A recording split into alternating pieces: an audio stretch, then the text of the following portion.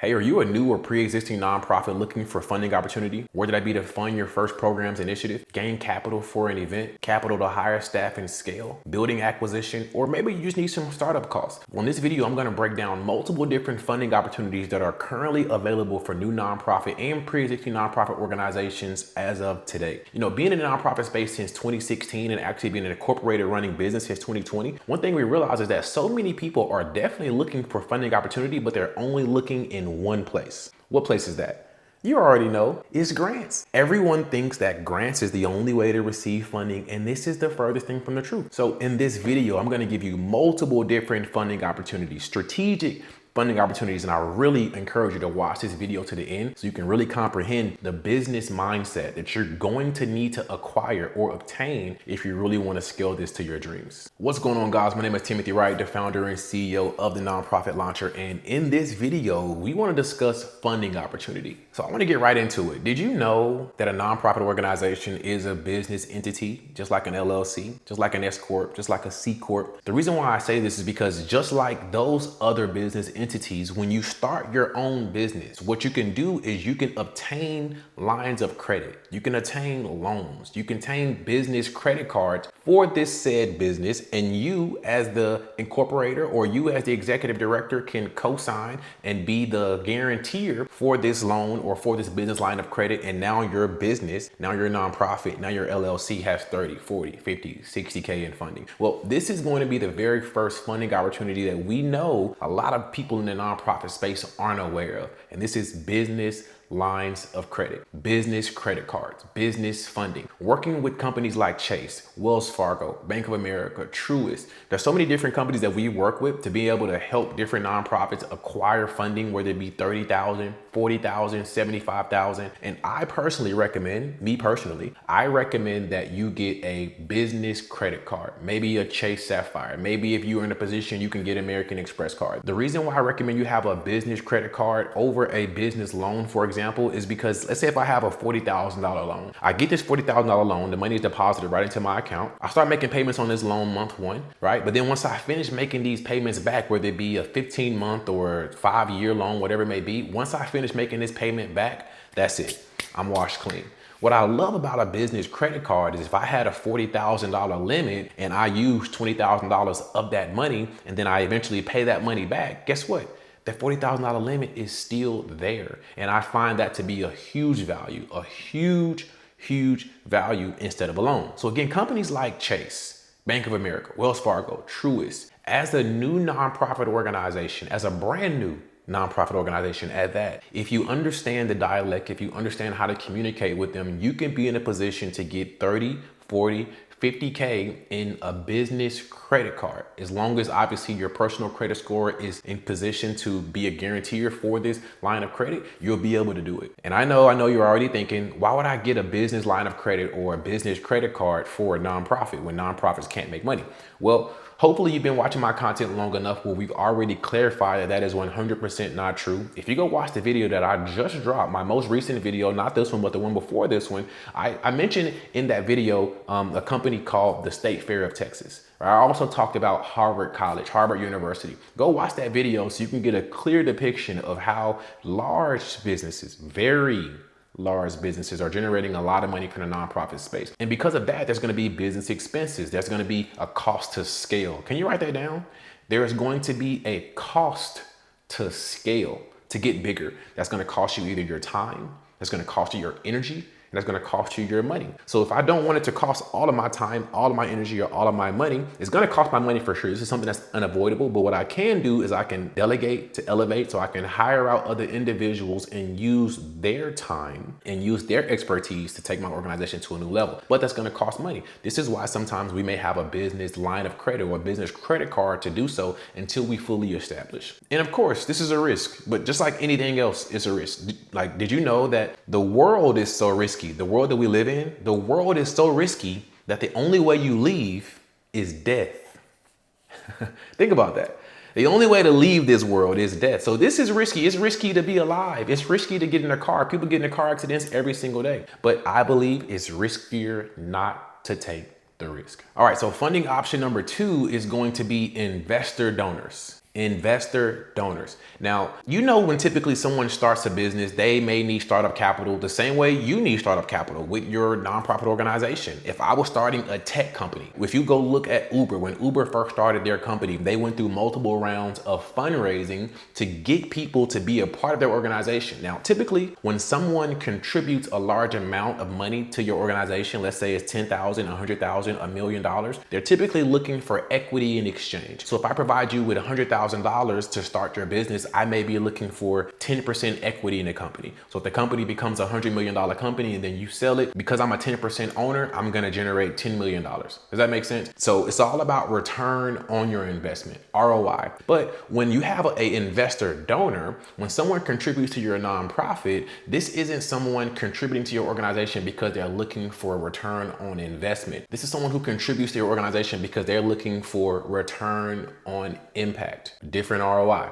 not a return on investment, but return on impact. And this is why it's super important for you to be able to communicate the value of your business, the value of your organization, the vision of your organization. You heard the scripture before, where there is no vision, the people shall perish, and they perish from a lack of knowledge. A lot of people, they perish the idea of your organization only because they have a lack of knowledge of what it really is, what it really could be. And the only reason they have a lack of knowledge of what it really is and what it really could be is because we may not be fully able to communicate the power of our organization. So look, right now, we're actually working with an organization called Transforming Lives Together out of California. This organization very simply was put in place to be a re-entry organization. They want to help people transition out of prison. So let's say, for example, if she happened to meet an individual who had a trucking company, let's say he has 15 trucks, he's making $350,000 a month, very, very successful man. But she doesn't know that he just got out of prison 10 years ago and he was wrongfully accused. She meets him, she explains what she's doing as an organization, and now you've just met someone who may want to contribute to your organization. Why? Not for a return on investment, but a return on impact. This individual knows exactly what it's like to be in that position, to be wrongfully accused, and then also need help transitioning. And then this organization just came to him and, oh wow, man, I have some friends right now who are in jail, who this, that, and the third. Or man, I have some people who I know for sure would need this. This is a great cause. I would love to be a part. And this right here is the key to acquiring investor donors. Investor donors. You're going to need to find someone who's aligned with your mission. Can you write that down, please? I need to find someone or some companies that's aligned with my mission. Look, I don't want to go to Raising Cane's and talk to them about my burger company when they only sell chicken. You want to make sure that you're not talking to someone who doesn't even believe in mental health, who doesn't even care about individuals getting out of jail and transitioning back into the life. You want to make sure that you are connecting with people who are aligned with your organization. And this is going to require some networking, getting out into your community and meeting different people, finding out who different people are. So that way you're able to start finding people who are aligned with what it is that you're doing. So in my opinion, the best way to find investor donors is to attend as many business workshops as possible. Business networking doesn't necessarily have to be nonprofit, but I would encourage it to be business, because most times when people are attending business networking events, they may have obtained success, looking to obtain success, or looking to help other people obtain success. And that is the exact type of person that you want to be connected with. So donor investors, there may not be an app for you to go search and just find a donor investor. It's not as easy as people try to make grants seem, but this could be something that can completely change your business, and you can also gain long-term relationships with equals long-term funding opportunity depending on who you're dealing with. Okay, and then we have corporate and business sponsorships. Corporate and business sponsorships. Now, corporate and business sponsorships are very different than what people think. You know, a lot of the times people come into the nonprofit space thinking they need to beg, thinking they want to ask for money. Let me just go around begging for money. And in reality, you can have strategic partners within your organization, alongside of your organization, who help you grow organically just because of the connection. This is not begging, this is your strategy. So let me read this to you. A business sponsorship is when a company provides financial support, services, or products to a nonprofit organization in exchange. This is key right here. This is key right here. In exchange for public recognition, visibility, or access to your audience. So it's important to know that a business sponsorship is not a donation. It's a mutual exchange. A business sponsorship is not a donation. It's a mutual exchange. Now, even though it may seem like you're receiving more of the benefit because they may provide you with some finances, they may provide you with some resources or services for your nonprofit organization. And in return, you may only provide brand visibility. You may only provide marketing material for them. You may only provide event recognition. But for them, that may be enough. And if that's enough, this is an even exchange. But we got to think about this. If I'm going to get a business sponsorship, I want to put myself in the position of a business person and figure out what is it that they would even want to hear from me before I can even acquire their sponsorship. So here's 4 reasons why a business would sponsor your organization. Number 1 is going to be for marketing and brand exposure. They want to be seen by your audience, especially if your supporters are in alignment with their target audience. So this may be another reason why you want to start creating content. This may be another reason why you want to start putting videos out there to the world so you can actually have an audience. Because if you don't have an audience, you got to think about your value is going down, right? If we want to get a business sponsor, again, this is not a donation. This is an even exchange. So if we want to acquire a business sponsor, we have to position ourselves to be valuable. So again, I'm recommending you create content so you can acquire some audience. So then when it's time for you to attract that business sponsor, you're in a position to already have an audience to deal with them. Number 2 is going to be corporate social responsibility. Sponsoring a cause improves their public image and shows they care about the community. A lot of businesses will invest and be a sponsor to your organization simply to look good, simply to look better in the community. We all know that people support people more than they support businesses. So because of that, businesses are now positioning themselves in the community to be more likable by the people. What better way to do that than connecting with your nonprofit? The only issue is you got to go get them. They're not going to come to you. Number 3 is going to be networking and access. Events and collaborations give them access to local leaders, influencers, as well as a niche audience. This is great. Like, again, giving an example about having an event, coming to a networking event. They may sponsor an event, but let's say, again, just going back to using this individual here, she's going to love this, by the way, transforming lives together. If this was her event and she was having a huge event and having a lot of people come out, and she may have lawyers with different levels of law services, and they may sponsor her event and provide her with $5,000. And in exchange, they're going to get brand visibility. They're going to come to her event. She's going to recognize them for sponsoring the event. They may have a little table outside the doors, and at that table, they may offer free consultations. Let's say you have 100 people at your event, and then 25 of those 100 people want to know more about their services. They offer a free consultation, and then this leads to maybe 10 or 15 different people actually paying for their services. This will be a huge value pack to them, because although they sponsored your organization for $5K for the brand visibility and the awareness, they end up generating revenue as well.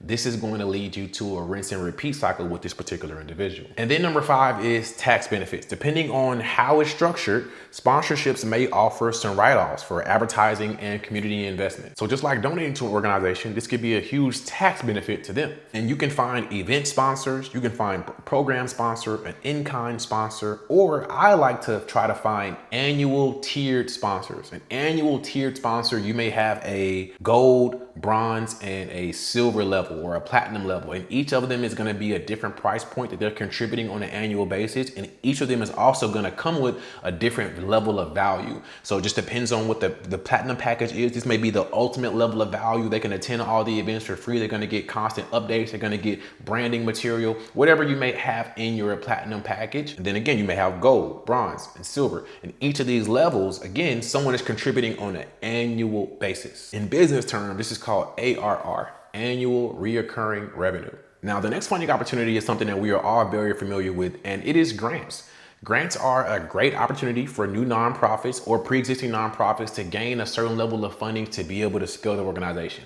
But it's important to know that most times the grant isn't just considered free money. Although it is, it's not something that you have to pay back per se, but a lot of times these grants come with stipulations, requirements, and reporting obligations to ensure you are maintaining compliance. So for example, if we have someone who just won a grant for $25,000, one of the qualifications for the $25,000 grant is they they must report quarterly where their funds are going to maintain compliance. Sometimes you may win a $25,000 grant, but they don't pay you the full $25,000 all at one time. They may pay you in increments, right? And the only way they're gonna give you the next draw is if you follow the requirements for the first draw. So it's not just a simple filling out of the application, being approved, and then boom, the money hits your account, you can do whatever you wanna do with it. There are grants like that, but I just want you to understand that's not the entire grant process. So in filling out grants, you're gonna also need a grant proposal letter or a grant proposal package, which will consist of a bunch of different information about your organization. Pretty much gonna be the business plan of your organization, but letting the grant makers know who you are, what you are, how you are, and why you are. You also wanna have a budget with this organization. And then you also wanna provide your 501c3 certificate and multiple different things as well. If you actually need a grant proposal packet, you can click the link in the description and grab our grant proposal pack. I think it's only about 28 bucks, but it has everything you need as well as a donor receipt as well. But I want to give a secret. One way for you to find grants consistently is using ChatGPT. ChatGPT. Are you using it? Do you have ChatGPT? This is a great way for you to be finding out grants. I want to encourage you, before you try to pay someone $1,500 to write a grant for you, I want to encourage you to use the deep search. Right? If you go on ChatGPT, there's a search, there's a deep search, there's a creative image. I want you to click on the deep search and then type in exactly what it is that you're doing as an organization. The way you want to talk to AI is you have to talk to it. You can't just give it instruction. So I would say, hey, my name is Timothy Wright. I'm the founder. I would even go a little bit more in depth. I would say, hey, my name is Timothy Wright. I'm a 32-year-old African-American man living in Dallas, Texas. My goal is to do X, Y, and Z. The name of my nonprofit is this. Our focus is this. We're looking for a certain amount of funding by this amount of time. We want to acquire 500,000 or 250,000 by this amount of time. Do us a deep research and discover current and available grants in my state that can help me with funding this organization. You press submit and then you wait. And what happens is ChatGPT is going to take some time, but they're going to generate you multiple different grant opportunities. Do this over and over and over and over and over again. If you need it to be more specific, tell it, hey, we want to be a little bit more specific with the type of grant we're looking for. We're looking for a government grant, or we're looking for a simple grant that we can fill out online. We're looking for a grant that doesn't require me to be 501c3. Whatever it may be, you can search it on ChatGPT and that will do a lot of help for you. I don't think I should say that in a sentence because it doesn't sound right, but that will do a lot of help for you. Another way for you to acquire funding is memberships. If you're familiar with the YMCA, memberships is the lead generating factor that keeps the YMCA going. So for you, maybe you want to have a $20 a month program, $30 a month program, whatever it may be. Someone can contribute whatever amount of money they like on a monthly consistent basis. This allows your organization to receive monthly consistent revenue. But we all know that money follows value. I think I said this in one of my other videos, but I'll say it again just so you hear me. People do not care that you started a nonprofit organization, okay? They don't. People don't care that you started a nonprofit organization. I promise you that you're not gonna receive donations just because you filed to become a nonprofit. That is not how it works. Best known beats best product every time. The way that we become best known is communicating our problems and services as an organization. So for you, you're gonna have to communicate the value. I said all that to say, you're gonna have to communicate the value of your organization, and that is going to be the asset that money follows. Money follows assets. So if you want people to contribute monthly to something, you have to ask yourself, what is it that I'm giving to something? You know, I just said this the other day, that results come from you, then to you. So if you have a problem with what you're getting, you have to question what you're giving. So as we get ready to wrap up here, guys, let's recap. As far as funding opportunity, we have business funding, business lines of credit, business loans, business credit cards. I'm gonna put that all under business funding. And then we have business and corporate sponsors, where again, this is not a donation, but an equal exchange. Something that they're giving you in exchange for something that's just as valuable that you're giving them. Investor donors. Investor donors, they're gonna be looking for an ROI, return on impact, not a return on investment.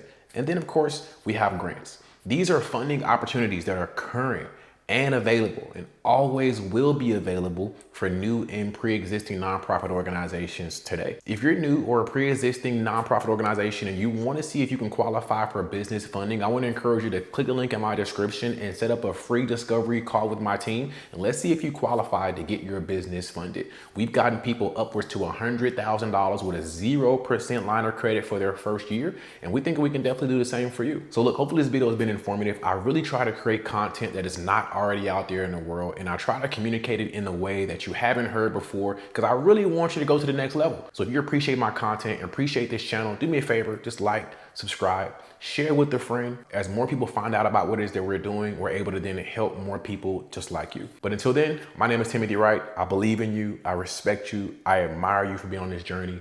I'll see you again soon. Peace.